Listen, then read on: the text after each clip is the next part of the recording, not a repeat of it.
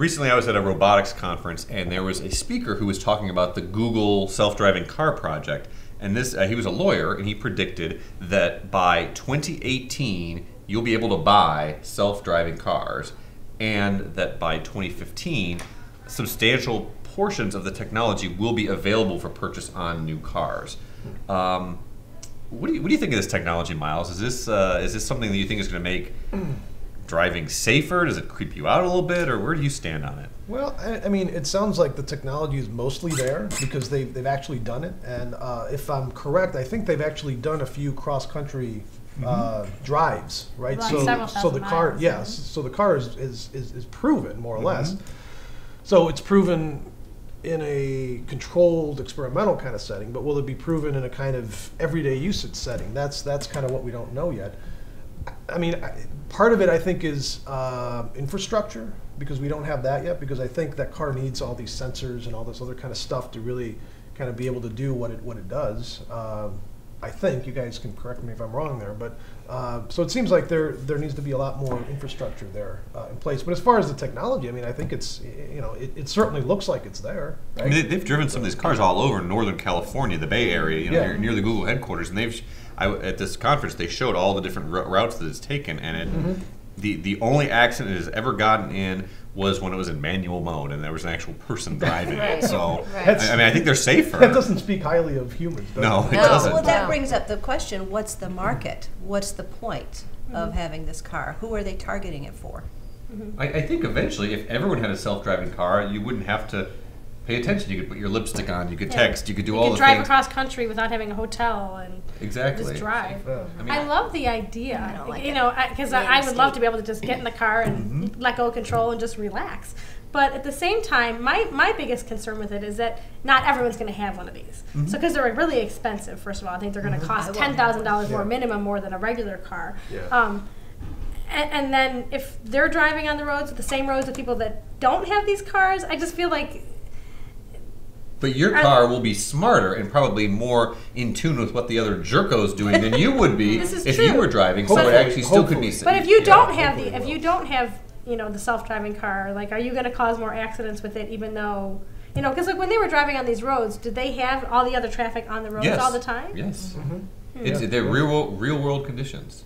There's just so many factors, though. Obviously, the states right now that are looking to approve of getting the test cars regulated are Arizona, California, and Nevada. So these are states that don't have necessarily snow to contend with. There are roads that are less traveled in general. But how do you account for factors such as people running red lights? I mean, guess what? There's always still going to be idiots in cars with these cars on the road. So, I mean, at some point, humans, I would think, need to intervene. Is there an algorithm that can anticipate all the idiocies? Well, that's what they're sensing that, and they can see there's a red light, but they see someone's going through it, and I mean, I think they're going to be able to overcome. I mean, that sounds really complicated to us, but I think to the algorithm, to the sensing system, it's just more data input. It's right. Yeah. I mean, that's what it sounds like. But Leslie, you were saying that you're not What on about board. no, I'm not at all. What about the ethics of having somebody else take over this function for you? Well, there's legal questions, sure. Here's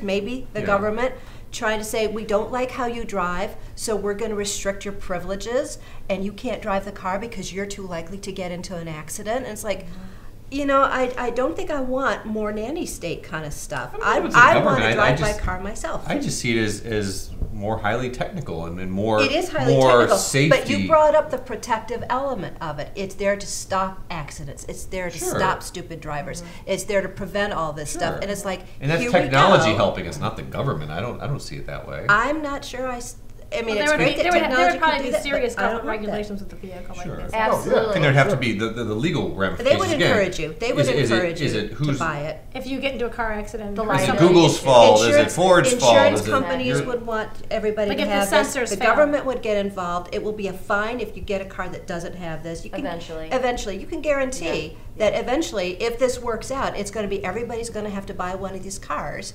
And it's like, I like driving by myself. I think it's fun. I think it'll be along the same lines as the technology that's offered in cars today that you get insurance brakes on, ABS braking. Yeah, we're going to modify your behavior Collision by control. charging you certain kinds of money because now Right. you have to wear your seatbelt.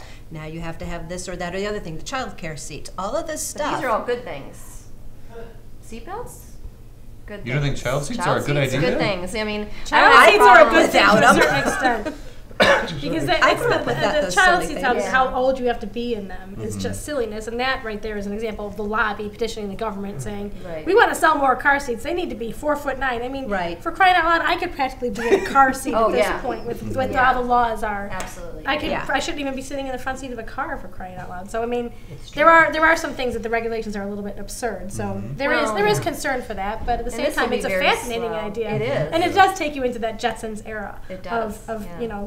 having this thing that's you don't have to worry about it. It's just going to take care of you. I just want someone to parallel park my car for me. And they, Parallel park. and they have I'm that good. technology already Yes. in some already cars. there, yeah. That's all I want is to Well, be able That to. can already happen. You know, Yeah. we have buses, we have trains, but I think the issue there is people want to individually leave and arrive at a time of their choosing. Yeah. So this kind of addresses that issue. But even buses and trains, there's humans for now driving those. Yeah. Yeah, So, yeah, some but of maybe those out things, of this technology, the idea that there'll be more safety things built in, like ABS, that That's will trickle fine. down from That's this. fine. You know, and not fully self-driving cars, but you know, some of these crash avoidance technologies will become more commonplace, will become less expensive, and will be features that people can afford in new cars.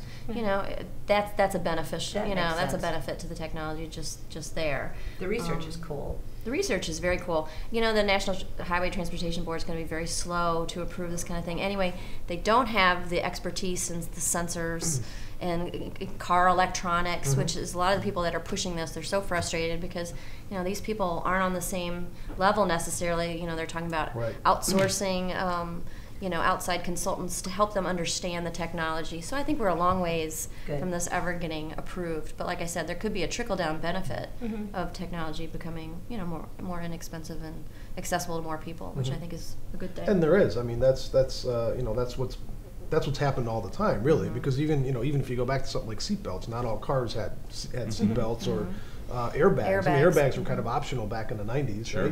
And then slowly they became standard. Standard right? on the cars, yeah. So These are all speaks good to your things. point. But yeah, I mean, it's gradually gonna get there. So Was it you, Mary, that mentioned something about, was it New York City or New York bought? Yeah, I bunch think it of- was New York City bought a ton of them to have for taxis. Which, and that's the case. Is it going to eliminate all these jobs? I mean, Yeah.